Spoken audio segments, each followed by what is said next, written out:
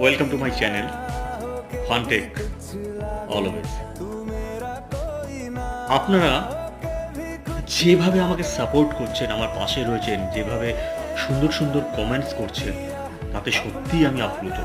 এইভাবে আমার পাশে থাকবেন, আমাকে সাপোর্ট করবেন। আমার গানগুলো আপনাদের ভালো লাগছে, আপনারা শুনছেন।